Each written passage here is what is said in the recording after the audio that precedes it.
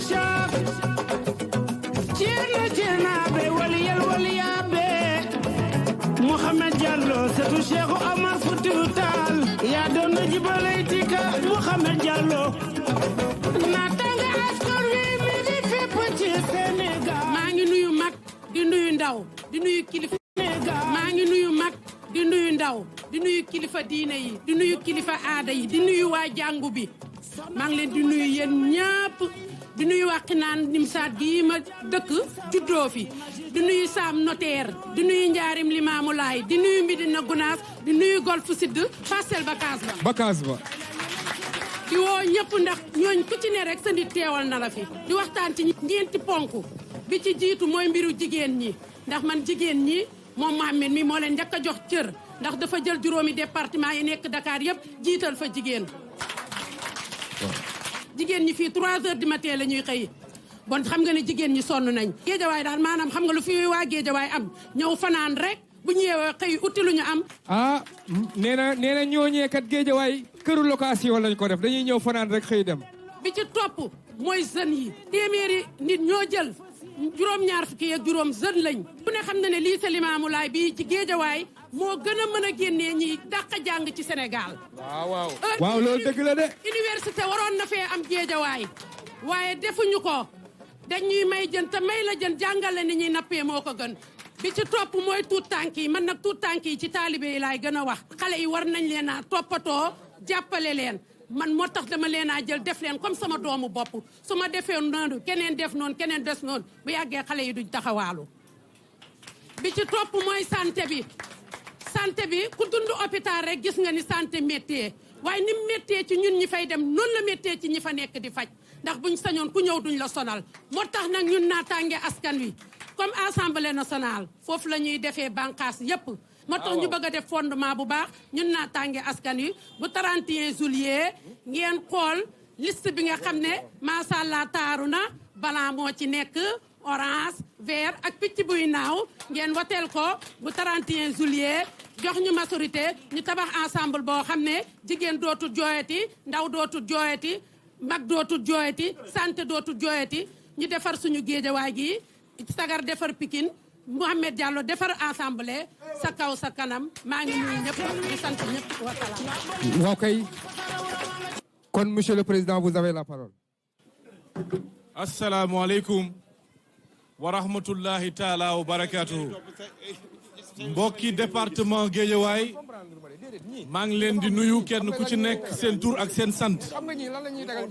jotaay gi ñu ñëw nag maa ngi ànd tey ak soxna Rokhaya Dramé waa département Guédiawaye ni ngeen koy waxee saa su ne kii dëkk ci gox bi kookoo xam jafe-jafe waa gox bi kooku it moo mën suba ak ngoon guddeeg bëccëg nemmeeku askan bi nekkal askan bi waxtaanee it askan bi looloo tax au soir du 31 juillet ñuy ñaan jigéen ñi dëkkee dans le département de Guédiawaye di ko ñaan ndaw ñi di ko ñaan waa 3e âge ñoom ñëpp ñu mën a voter la coalition naataange askan bi ngir ñu mën a am une majorité écrasante à l'Assemblée nationale. ñun coalition naataange askan bi bokk nañ ci coalition yoo xam ni depuis ñu démarré parrainage bi ba tey bépp kàddu gu ñuy yëkkati ñu ngi ciy jiital yar ak teggin di ñaan nag sénégalais yi kenn ku ci ne nga sol sa dàll dem ci nit ñi waxtaan ak ñoom muy mandataire yu ñu am dans le département de Guédiawaye waaye aussi siégeant yu ñu war a am ba bés ba ñoom ñëpp kenn ku ci nekk war ñu représenter ci ay bureau de vote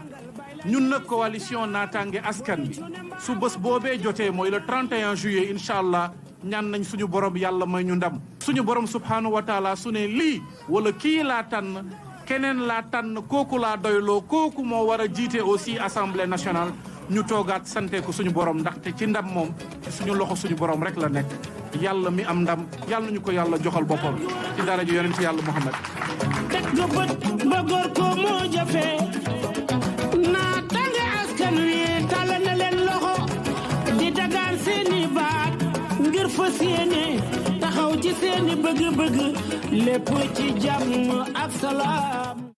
Voilà, et dans son programme de demain, Natangué Askan Wi sera à Dakar pour des visites de courtoisie. À présent, place à la coalition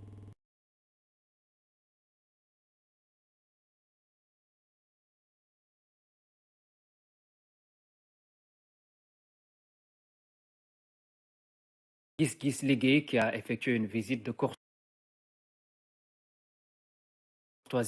auprès du khalife général des Mourides à Touba. Elle était aussi à Diourbel et Bombay. ñi ngi nuyu sëriñ bi bu baax a baax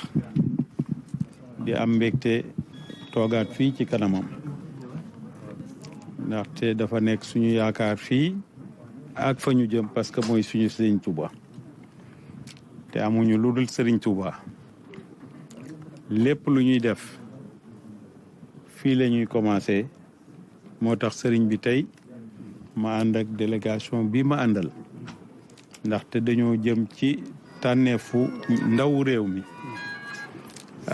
ñun nag ñu am coalition boo xam ni dafa wuuteeg yeneen yi parce que ñun lépp lu ñu def dañ ci jiital jàmm ndaxte jàmm ci la lépp xaj te tànn di nga def li nga war a def waaye nag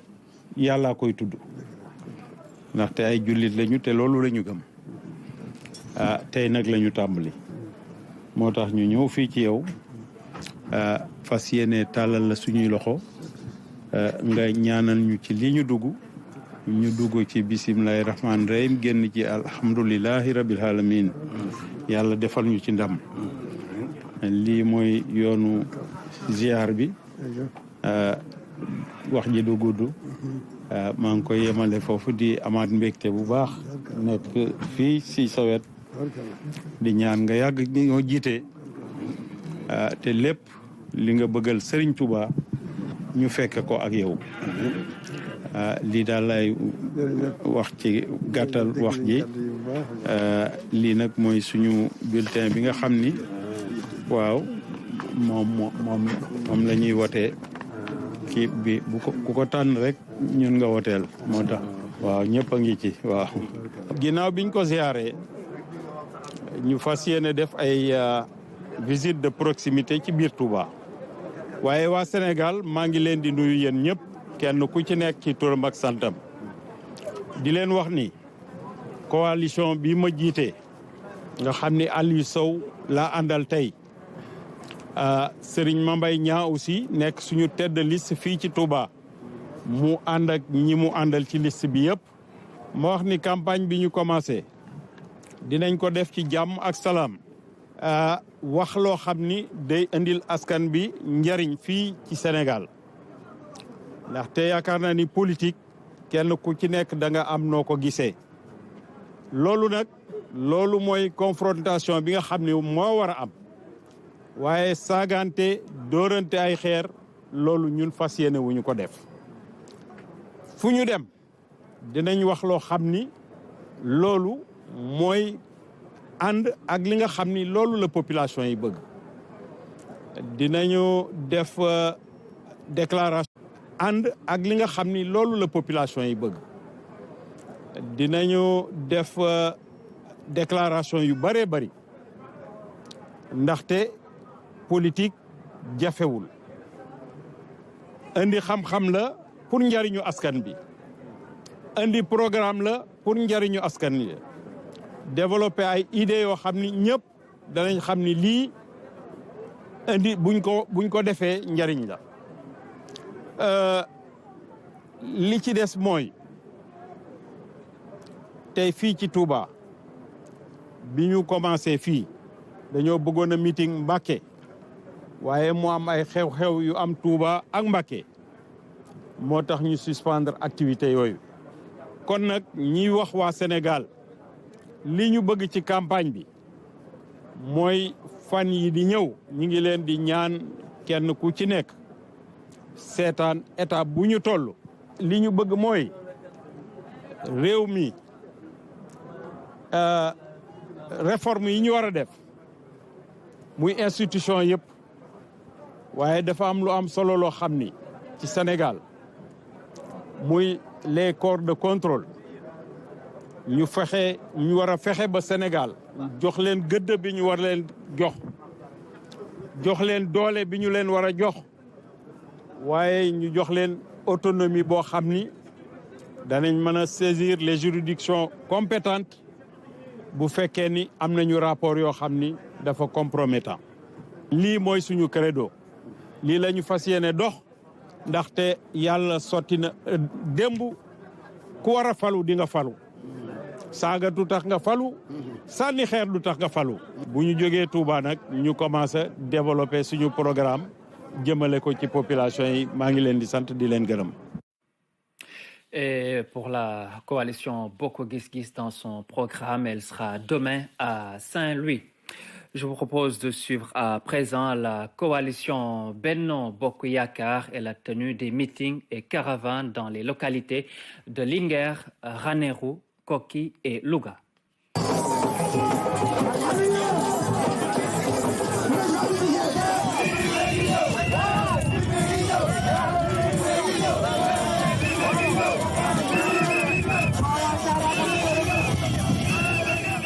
Honorable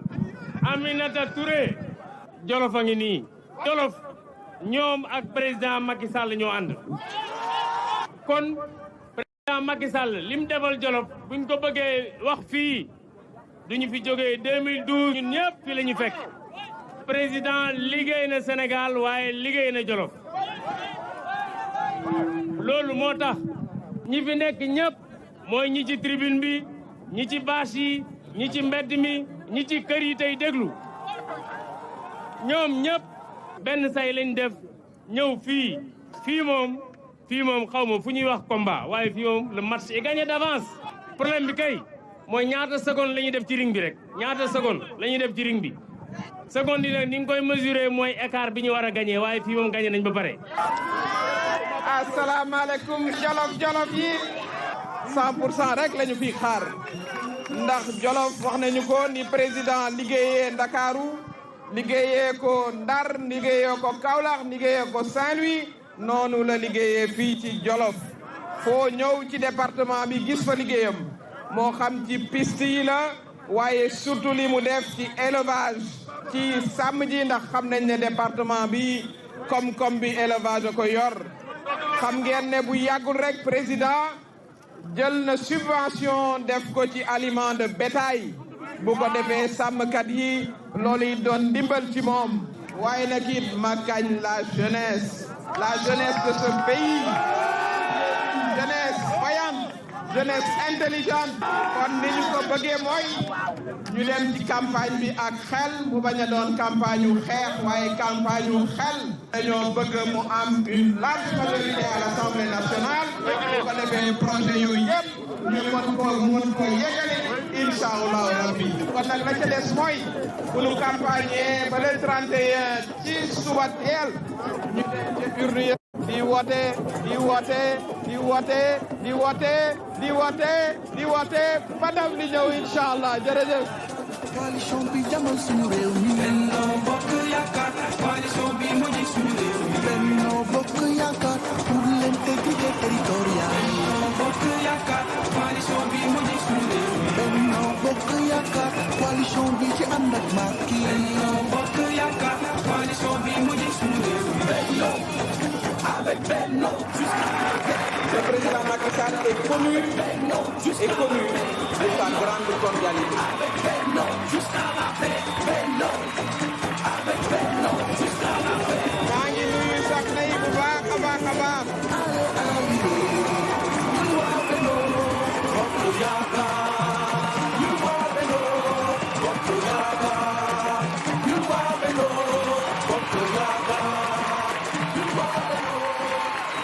ñu ngi leen di nuyu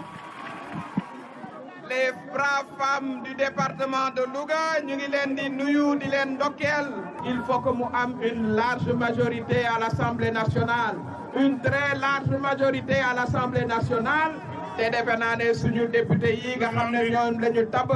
parce que nii ñu gis ci mbooloo mi war nañu amal yaakaar bu baax a baax aussi tamit ngeen xam ne am ngeen fi un jeune investi parce que le président de la République croit en sa jeunesse. Les enjeux de cette élection duñu tàyyi ci di ko wax les enjeux mooy benn côté dañu am benn opposition boo xam ne moom dara intéressé wu ko lu dul jóg leen ñun ñu toog parce que opposition buy dem bay jéebaade sa propre dëkk auprès des Nations Unies kooku war nañu xoolaat leur patriotisme seen patriotisme des na loolu nag bu ngeen ko xamee da ngeen di def les bons choix le bon choix mooy la liste de Benno Bokk Yaakaar bu ñu nekkee ci campagne aussi nañuy wax li am la moitié des investissements publics sont aujourd'hui exécutés par entreprise sénégalaise yi loolu mooy li am président Macky Sall suñu président coalition et un patriote au vrai sens du mot moom luy yëkkati réewam lay wut moom du jéebaande réewam Nations Unies déedéet moom dafa boole xeet yépp ñu doon benn parce que xam na ne Sénégal benn bopp la. Et demain, la coalition Benno Bokk Yakaar sera à Ourossogui dans la région de Matam. Et suivons maintenant la grande coalition Wallu Sénégal. Elle était à Ouakam où elle a fait une déclaration au pied du monument de la Renaissance africaine.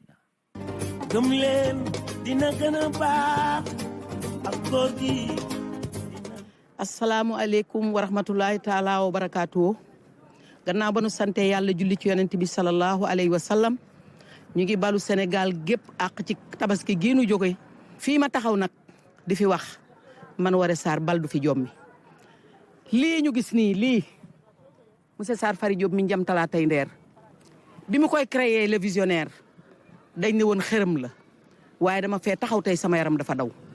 àddina nit ku weex nit ku ñuul xale mag ak ndaw ñëpp a ngi ñëw di visiter jaaraama président de la république maître Abdoulaye Wade mënumaa dugg ci waxtaan wi nag te delloo siwuma démb ba sénégalais yi xam li Abdoulaye Wade def ci réew mi lii rek doy na firnde grand théâtre c'est le président Abdoulaye Wade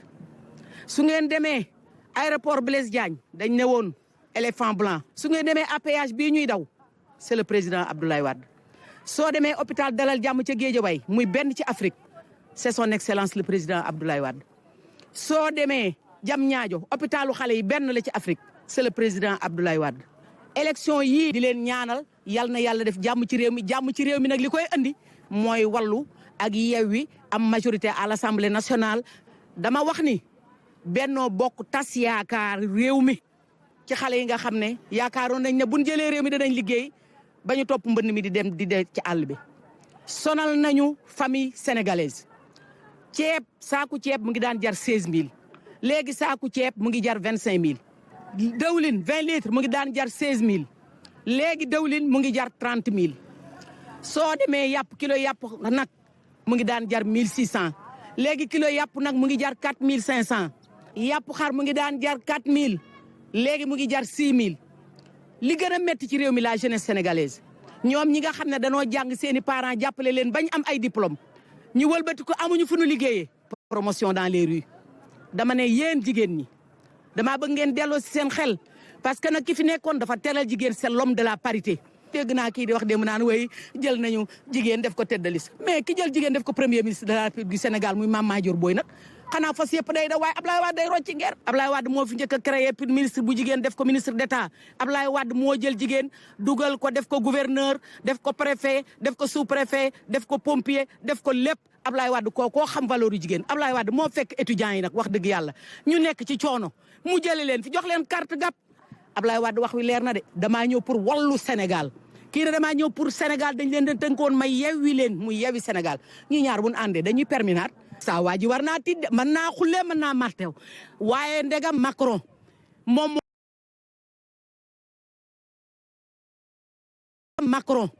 moom moo am lii fii ci gannaaw doomam ji ci Gambie moom it def lii opposition bi gagné war naa tidde Sénégal delloo si leen seen xel te jox ñu majorité absolue mooy jàllale seeni loi dëkk ak Macky Sall bu nee nii loi ñu ne ko duñ ko def jëli Khalifa Sall andi jëli Karim Wade andi képp kuy candidat nga wóolu sa bopp nga ñëw ñu jàppale que le meilleur gagne Macky libérer le peuple sénégalais parce que dañoo sonn 3e mandat moom hors de question du fi am may ñaan nag suñ leen joxee xaalis lekk leen c'est l'argent du contribuable képp koo xam ne demoon nga ca mairie ba nga nekk bindu fa pour doon électeur demal nga jëli sa carte ko defee ñu jël yëf yi am majorité assemblée nationale yal nañu yàlla may ndam président Wade fekke lépp sama rakk ji daal ne ca kas gun fekk suñu ci Sénégal nu doxal ndax moom bu ñëwee rek xel yëpp dal ndigala ngoog njëriña ngoog. Chers amis de la diaspora,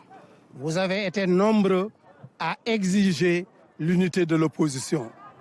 On vous consacre la première victoire à travers l'installation d'une alliance Wallu-Yewwi qui se fixe comme objectif l'atteinte de la majorité au soir du 31 juillet. Notre tête de liste, M. Abdoulaye Wade,